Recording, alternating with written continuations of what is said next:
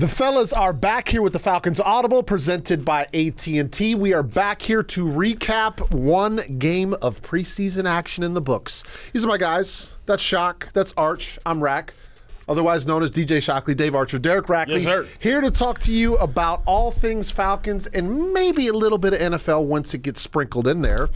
But like I said, we've got some action on the field that we got to talk about. Plenty of things that we can discuss. We won't go into too much detail because as we record this podcast, we are 4 or 5 days removed from that preseason game, and we'll kind of get amped up for the next preseason game here coming up on Saturday at Baltimore. But I got two guys right here that I asked them before we came on the air. They were probably separated by about 20 yards. That's right. of actual distance in booths, okay, down in Miami, as Dave called the game on radio and DJ called the game on television. So I got guys that watched every single play, and they have dove into the details, and they've deciphered everything. And so now The game just ended, by the way. Yeah, it feels like it. It feels like it. You're right about that. now they are going to bring that knowledge to you. So Arch, let me start with you. Let's get like 30,000 foot overall impressions of what you saw in the game. Yeah, sloppy. Probably would be, and I don't think Miami would say anything different about the way they played as well. You're talking about guys in the back end of the roster. There were some guys that probably going to factor into down in and down out once we get to the regular season, but a lot of the guys in the back end of the roster scrambling to try to make the team. So young guys, new guys, some of that kind of stuff. But it was sloppy. There were the penalties that we talked about last week on the show. There were some mistakes here and there, which you expect. Game speed changes things. We can simulate practice all we want to, but game speed changes stuff. The one superlative to me that jumps out, I know there were some other ones, and I know, Shock, you and I were watching Penix pretty closely. I'm sure the fans at home are watching Penix pretty closely. Be excited about the guy. Yeah. Mm-hmm. I mean, the dude has, and I said it, I think I tweeted out, he's got the goods. He has it. Now, did he complete every pass? Did he miss some? Yes, all that happens, but there is a lot there to be excited about. Well, and Arch, I'll kind of piggyback on that. Like, sometimes you can tell with the things, and you guys know this as former quarterbacks, I was there at one point in my life too, is just like how calm he looks, how much he looks like he expects to be there, versus a guy that comes in, plays with happy feet, looks nervous, makes bad throws. Like, that wasn't Penix. Like, he seemed like it was just like he was a month removed from wearing a Washington jersey. Yeah. Now, granted, he's still got a lot of things to learn because this game changes, and it's going to change even more once he goes up against starters, if and when we see that opportunity. But that was one of the biggest things that came away from this game. Was one of the positives was that Michael Penix Jr., their first-round draft pick, played pretty well in his first action. The one thing, and I can say confidently that speaks volumes of who he is and why you should be excited about it, is he had one comment to Dave Archer after the game that I thought was exactly why you should be excited and happy about who this guy is. Arch asked him, were you nervous going into this game? Were there any jitters? And he said, no, I don't get nervous because I was prepared. Yeah. And that right there speaks volumes going in. This is a rookie going into his first NFL game, and everybody gets jitters. But like you mentioned, when you watch him, and we watch him out here at Flowery Branch, when you watch him at Seconder when they had their first time in front of fans, when you watch him at the Benz, when you watch him in the game, he looks like it's always practice. It looks like he's going on 707. He always looks like he's calm, looks like he's always in a place where he's in peace, always feels like he has control. And I think that's the number one thing for a guy, especially playing this quarterback position, knowing there's a lot of hype around him. Coming in, everybody wants to see what he can do. And he was poised, he was confident, he made some good throws. I think the number one thing that stuck out to me was what Raheem talked about from day one in his presser was he wants a guy that can be able to be an elite processor, a guy who can process information. And I thought there were a couple times in the ball game where it was a quick release, ball was out. Didn't have to get his feet set, maybe he was one step into his target, but it was an accurate throw, he was on it. Let's get it out of our hands. There were a couple plays where I was literally I mean, I almost stepped on my play-by-play guy because I was so excited to talk about this one particular play where he comes back and he hits Washington over the middle on the dig route. And you can see his head go right, didn't like it, had a little combination over there. They pass it off from the defensive side, and he comes back. His eyes quickly get back to the dig route, hits the dig route. But then the next step to that, which is what you expect a guy to maybe do who has played in this league 2, 3, 4 years, is he can see the entire field. And this was the instance where, yeah, I got a dig coming, but there's also another defender right here. He doesn't throw him across the field where this guy could possibly hit him and then it'd be a bang-bang play. Yeah. Holds it up on the back shoulder, and you're just talking about in that one particular play, the things mentally that he had to go through to get to that point. He's going to be exciting to watch. Yeah. And Arch mentioned, the dude's got it. The dude's got everything you want. And to see that in his first game is exciting. Yeah, I mean, I wrote down a couple notes when I was watching the game, guys, and this might have been the same play you were talking about, but right after a false start, he comes back, he shows patience in the pocket to hit Washington on a 2nd and long, and then on a 3rd down, he stares right down the barrel of a free rusher running right at him, gives his receiver a chance. I believe it was incomplete, but he doesn't panic, right? He knows that every once in a while in this game, you're going to have free rushers in your face, but the really good ones don't panic, and they still find a way to get off a good throw or to give their team a chance to be successful, because as you guys know, on 2nd and 3rd and short, there might be those times. There might be a breakdown on the offensive line where a defensive tackle gets right in your face and you got to make something out of nothing. Yeah. And I saw a couple of those glimpses early on in his NFL career, like you guys said, that there's promise there. Now, here's the interesting thing is that we hope that he's the backup quarterback and that we don't really see him a whole lot this year. However, that's the reason why this organization went and got him. Mm-hmm. That if there's a chance that they need a backup quarterback, that they feel really confident with the guy that they got coming in as a first-round draft pick. Fellas, I believe if the Atlanta Falcons release before the game is correct, I counted 22 starters or significant players that did not play in a game, which is kind of the preseason as it stands now. Same thing could be said with the Miami Dolphins. We didn't get a chance to see a lot of the stars. There might be some fans out there saying, well, I want to see these guys play this, that, and the other. Understanding, DJ, that health is the most important, especially when I got a quarterback coming off an injury. Yeah. But for the average fan out there, how would you explain to them how to digest the preseason?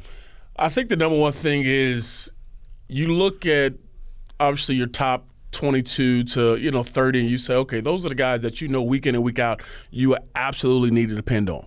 But as we know, this is a long season. You got 17 games in this year. And as we know, things happen. Guys go down for a game or two, and you need guys who can fill this roster and can add value when they're in the ball game. There are a lot of guys who you look around this league who are 6th, 7th free agent guys who are a huge part of what you do on a daily and a weekly basis to get your team ready to play. Go back to DeMarco Hellams from last year, a guy who was a 7th-round pick and shine. And by the end of the season, he is your starting safety.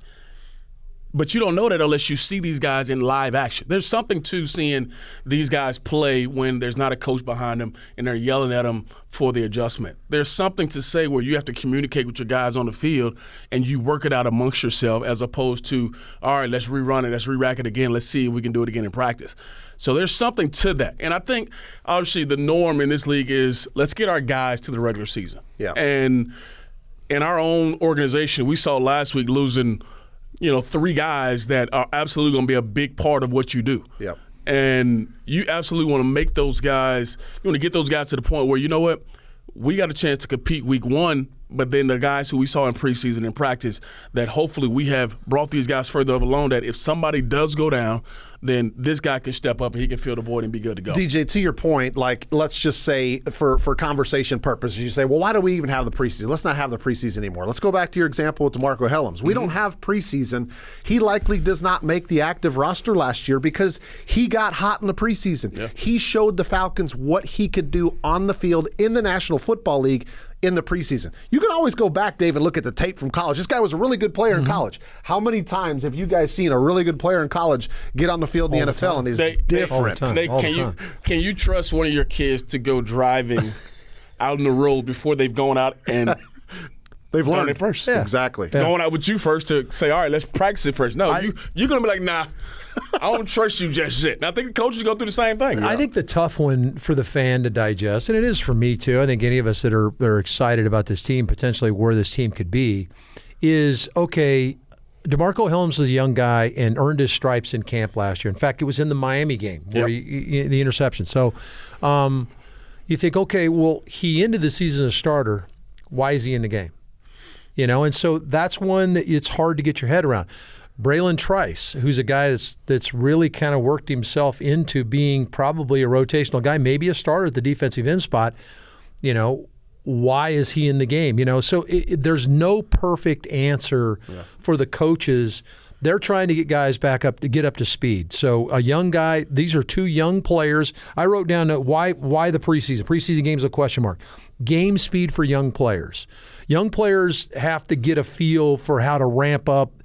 As much as you like to think college football is all that, this is a completely different level. So you've got to be able to ramp to that. But there is no perfect answer. Well, why is this guy in the game and this guy's not in the game? You know, at some point you got to play some people, and unfortunately those two guys got hurt. And if you go back and look at the plays, Hellams gets hurt by his own player. There's a screen play. One of the linebackers comes in and dives to make the tackle, and his ankle gets caught. It looks like Hellams is going to get back at some point, but it looks like it's an ankle injury. For Trice, it's really a kind of a non-contact deal. He's rushing the passer and just kind of push his foot in the ground and kind of got torque. It's just one of those weird things. Boy, you're trying to guard against that. You're trying to keep guys from getting hurt. As Shock said, get them to the regular season, yet you got to get some guys up to speed. And so it's a really fine line that the coaches have to balance. Yeah, I mean, going back to your point, for rookies and first-year players, you know, we talked about for quarterbacks being an elite processor, but that goes with any position because all these guys are having to learn a new system. Yeah. They're learning new terminology, and how quickly can they process that information and make it to where they can succeed on the field, right? You're a defensive back. You start learning the new calls, right? It's different to sit here with a notepad or an iPad and know that on cover 2, I've got this responsibility. Yeah. But then to see motion happening in front of you, hear people talking, hear the crowd screaming, and then be able to process and react all in that short amount of time. That's the reason why those young players have to be on the field, to see if they can process that information and then can they turn that information into making plays. And that's how you end up making the football team if you're a 7th rounder, an undrafted free agent, maybe a first-year player that's kind of been tossed around the league a little bit. And it's funny you just say that because what comes to my mind is a guy who made a play in the ball game, Kevin King, made a play in the ball game, had an interception, a big play in the game. Yep. He's been out for the last 30 months, hadn't played in 2 years. Yeah. How about confidence for a guy to get in the ball game and feel like, yeah, I do belong, or I still can do this? For a guy who's been around for 5-6 years, but this is a guy who's still, okay, I'm coming off a couple injuries. How about confidence playing in a ball game that gives them that wherewithal? You know what? I still can do this. And a lot of guys need that going into preseason. Like they mentioned, getting that game speed is a big deal because obviously we know it's different from practice to a game. But guys like that who are coming off injuries or guys who hadn't played in a while, guys who were on practice squad last year and this is their chance to play in a live game action, you need that confidence. I was one of those guys who I felt good in practice, but I still wanted to know what it felt like to do it in sustained drives, to, you know, it's 3rd and 6 and you have to make a play. Like, you want to see that happen in live game action, so that gives you confidence to feel good about yourself, let alone, oh, I got to prove it to the coaches. Yeah. A lot of these guys, they got to prove it to themselves. Yeah, reciprocal on that. The last part of what Shock was saying there is it's also the confidence for the coach. Yeah. I got to know I can put the guy in. I got to know that Kevin King, who was a good player in Green Bay, in 2019 he had over 60 tackles at the corner spot and 5 interceptions. As Shock said, he hadn't played the last 2 years. Achilles tendon injury last year. He walked away from the game in 22 for some personal reasons. So you're talking about 2 years removed from the game. Yeah. All of a sudden, he comes up the biggest play, leads to a touchdown. He has this huge interception, almost had another interception. I think he was responsible for getting the ball out on one of the fumbles, too. So the guy showed up big time. So me as Jimmy Lake, so wait a minute. That's the guy we saw on tape back in 2019. Sure. So I'm good. So confidence is kind of goes both ways. Yeah, you as a player, you get the confidence from getting back on the field, but you want those coaches to go back in a meeting afterward and be like, hey, Kevin King can still play. I can depend on him. This guy right here, he's going to do some things for us, right? Yeah. That's what you're looking for to get out of the preseason, whether you're an established veteran that's looking to make a comeback or you're one of the earlier players, younger players. So Arch, I want to come back to you. Let's talk a little bit more about these injuries, not in detail as far as the injury goes, but one of the biggest stories for this organization in the offseason was pass rush. They didn't address it in the first round, which is what most people thought was going to happen, to get a pass rusher to upgrade that side of our defense. Didn't happen. But then we're thinking, okay, maybe this Braylon Trice kid is going to be pretty good. Showed some flashes out in training camp. Then all of a sudden he ends up going down. So let's just kind of assess where you think we're at from a pass rush perspective and now where the production is going to have to come from. Well, and I thought this all along, and I think you guys did too. We talked about, I think last week, this defense is going to hunt as a pack. Mm-hmm. And so if you're going to, let's say you want to get to that bar of 45 sacks during the year. I think what did we have last year? Shock 41 sacks or something 40. Like that. We finished like 20th in the league. So there were more sacks a year ago. I think that the two teams, Kansas City's gone to the Super Bowl and won the Super Bowl the last 2 years. They've been in the top 2 or 3 in sacks the last 2 seasons, okay? So, yeah, the Chris Jones is coming in and getting his. If you can hunt in a pack, and I think that's the idea, and what I'm saying there is first and second level guys are going to have to contribute in that. And based on what we're seeing from practice, that's kind of who they're going to be. They're going to kind of be, I think I called them an amoeba. Are they going to kind of morph in and out of 3-4, 4-3, the nickel pressures, different guys being those pressure guys, linebackers sliding from outside to inside to outside. I think there's a lot of variance to this. So I don't know that there's going to be one guy that's going to step forward. Yeah. Now, do some guys have to step forward to maybe fill the role that it looked like Braylon Trice was going to play? Yeah, absolutely. I mean, D'Angelo Mahone, this is a big moment for him. He was a monster on special teams in this. Yeah. Can he step his game up, now that he's a veteran player to come off the edge? Bradley and I, this is an opportunity for him, kind of lost in the shuffle in Dallas and was a guy coming out of Utah. You thought, wow, this guy could be a pretty good player, and really has kind of been lost in the wilderness a little bit. So can he find something there?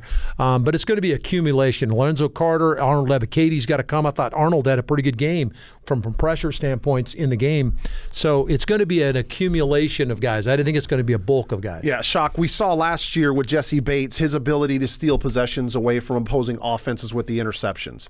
But I think we would all agree up here that if you're going to play great defense in the National Football League, on second and third down, you either have to create negative yardage plays to put teams behind the chains, or you got to get off the field on third down. And a lot of that comes with pass rush.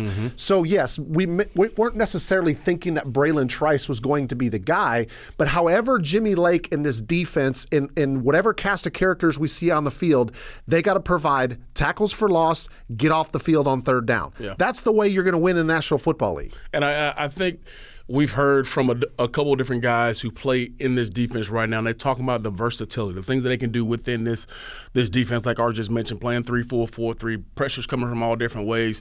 Well, there's also that complementary part where we talk about from the front end to the back end, helping each other out. Let's go back to the interception once again.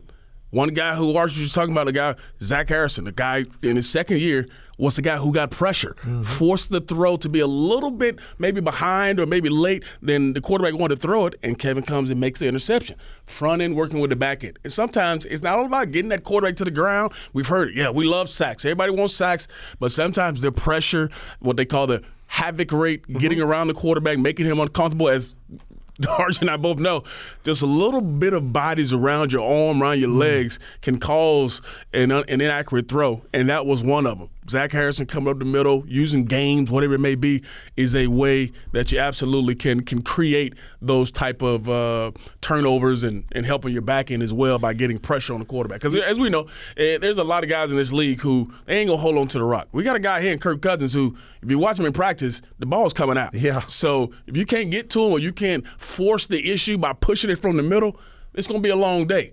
But if you can find ways to get pressure on him and kind of change that picture for a guy, I don't care. I mean, how many years you play in this league, that's going to cause any guy some issues. Create some of those off-schedule throws from the quarterback, right? Because there's only a couple of them in the game. Look at like a Patrick Mahomes. Like, he still makes the miraculous play when he's under pressure, he's forced outside the pocket. He's got that innate ability to do it. But there's not a ton of guys out there that can make those magician-type plays if you just force them to get off-schedule a little bit. When these quarterbacks in the NFL can work on time, they have protection up front. They have allow their receivers receivers to get people open and stuff, like they're going to pick you apart. 7-on-7, but if you can end that. up creating some of that havoc as you talk about, they can find some success. Yeah.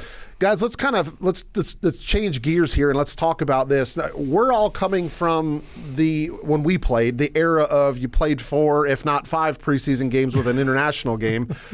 And so I want you guys to kind of equate where we're at in the preseason, okay? So these guys for the Atlanta Falcons right now are going into their, let's call it their second to last preseason game, which in years past, that was game number 3, which was generally like considered the most important one. Things might have changed a little bit. Obviously, the starters are not playing as much. But DJ, just start by saying, like, what's the mentality of the players right now as they're kind of getting to their second to last preseason game and starting to feel the regular season getting a little bit closer? I think there's different feelings for different guys. And I say that to say there's guys who know they're going to be on this team. There are guys that know come, week 1 versus Pittsburgh, they're going to have a shot to be on this team, and you're looking more forward to, okay, let's fine-tune our skills so that we're ready to go by week 1 and we're hitting on all cylinders. You're one of those 22 that didn't play in the game against Miami. You're feeling all right. Yeah, right? You got good. a roster spot. You feel good. Opening week comes. But then there's another spectrum of guys where I was on that for many of years, and you felt like, man, I only got a few more opportunities to put out there that I deserve to be on this team or still play in the National Football League, period. Because there are a lot of guys who this may be their last time with a shot. So you're talking about maximizing every opportunity that you have and realizing, man, when we started training camp, it looked like it was going to be a long way to go. It looked like we had 4 or 5 weeks. We got all these games and practices. But now you're looking at it like, okay, here's the limited opportunities for me to be able to showcase who I am and what I can do. And now every rep kind of heightens. Every rep in a game matters. Every single play you look at like, I can't make a mistake. And for a lot of guys, this is the part of the year, the part of the camp where you really have to be focused on absolutely doing your best. Because if not, the time is going to be cut real short. So I think for most of the guys on this team, that's where they stand. A lot of guys are looking forward to, we're watching film on Pittsburgh. Yeah. But a lot of guys are, Coach, what else can I do? How can I be better? Yeah. What are the things I need to do to make this team? Arch, I think one of the things that has helped in this stage that we're in the preseason is knowing that the rosters have expanded by means of practice squad, right? So guys know that they've got a better chance of at least sticking around because the practice squads are bigger than they used to be. But to DJ's point, it's kind of like you still have to have this. There's a saying out there, be where your feet are, right? Like, just think about the moment that you're in right now in succeeding and give it everything that you have right now, because you can't predict or think what's going to happen in the next preseason game or in the third quarter when you might get in there.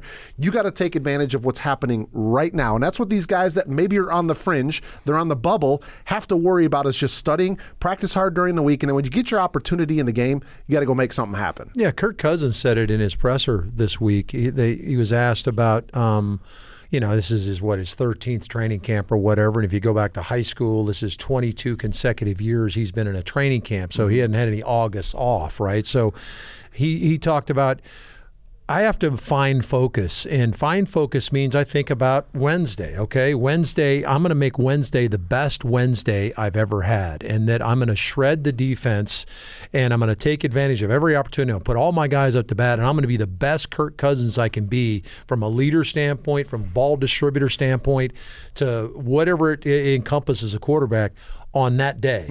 And it's exactly what you're talking about, is I've got to take advantage of each moment. The interesting part about that is there's a big picture element to this, guys. You guys both know. I asked Kurt about, okay, how important is it that you guys have an identity? And what is your identity? Is your identity more schematic based, or is your identity established how we're going to play? Because you're not going to know how you're going to play probably until you play Pittsburgh. So how do you establish? He said it was a combination of the two. How we practice, put things together, our intensity, our focus, as you're talking about, on today, and getting better and stacking the days, like we hear said. And you talked about that last week. And then also knowing that, okay, this personnel group, this set of plays, backbone plays. We dominate on these plays. And they're like washing our hands. We know exactly how to do it. And it's interesting, too. I think we've all played on teams that the identity, you want to establish that identity, you want to hit the ground running. This is not an easy schedule the Falcons are going to play coming out of the box. You need to have a pretty good idea who you are, and you might not know that until the first 2 or 3 series of the Pittsburgh game. Right. But it's going to have to come pretty quickly. Yeah, I mean, I think it's still an opportunity, a time to be optimistic just because of the pieces that you've brought in, the pieces that returning from years past. But again, like you said, Arch, not until we actually see them on the field in a regular season game. And you could say preseason too, but as you guys all know, the coaches are holding everything back. I mean, it's real basic, and it's like we can't really take advantage of you because we're running the most simple inside-outside zone, the crossing patterns. I mean, the basic, the things that just get taught at the most elementary level in the National Football League, and they don't start working towards all those game planning things until Pittsburgh week comes around. But those are all building blocks. Exactly. Okay, so we're building a house. Okay, it's a new house. We got a new quarterback, new coach, all this, but we're building a house and we're putting a foundation in. So that foundation is what you're talking about. And so now when we game plan for Pittsburgh or Philly or KC, now we just stack little pieces around on the house that is a firm foundation, and we can hit the ground running. Arch, you can't enjoy the stainless steel appliances, the electronics in the media room, the floor. and all that stuff if you ain't got the foundation set, right? If you don't have them 2x4s in the walls, you got to have the walls, you got to have the floors, and all that stuff before you can enjoy the surround sound in your home theater. So we're still working on the foundation right now as we get closer to experiencing some surround sound against the Pittsburgh Steelers. What's going on? No, man. No? I mean, you had that like was ready. Like you was like. I just had to I just saw how expensive it was to re-side my house. Oh, sidebar! I talked to a friend of mine that said something about she had to get her pipes redone in her house because like the pipes at her house were copper, and the guy suggested that she like got rid of all those and changed them all out. Guy told her $23,000. Oh no! Who just happens to have $23,000 for the plumbing in their house, just laying around? Yeah. I mean, maybe these guys were the Falcons, but I don't. Speaking of the Falcons, they'll be back in action on the road again this weekend at Baltimore, playing against the Ravens, and they might see Lamar Jackson. Yes, an early game. Kickoff. Some changes now. Normally, preseason games are 7 p.m. games, but yeah, we get an early one. You ever played a noon game on East Coast time? College? Probably. College? No, college. Okay, college. Probably got to go back to college. Yeah, but not an NFL game, not a nooner. Noon. 1 o'clock. They got to get us out of the way because I guess the Orioles and Red Sox are playing that night. Arch, is that too early to have some crab cakes? No, that's when you know. That's when you know we're in the preseason. When they got to get you they got to get the NFL out of the way for a baseball game happening that night. Because guess what? Second week of September comes around, the NFL don't get out of the way, and nobody. Over, baby. We are the biggest show in town once we get to the second week of September. All right, that's going to wrap it up here in the Falcons Audible presented by AT&T. Thanks so much for watching us. As always, like, subscribe. You got to kind of slow that word down a little bit. And review wherever you get your podcast material. Spotify, iTunes, AtlantaFalcons.com, or YouTube. Hopefully we'll be back with more to discuss next week after the Falcons' second preseason game against the Baltimore Ravens. On behalf of Shock and Arch, I'm Rack. Thanks so much for joining us. We'll see you next time.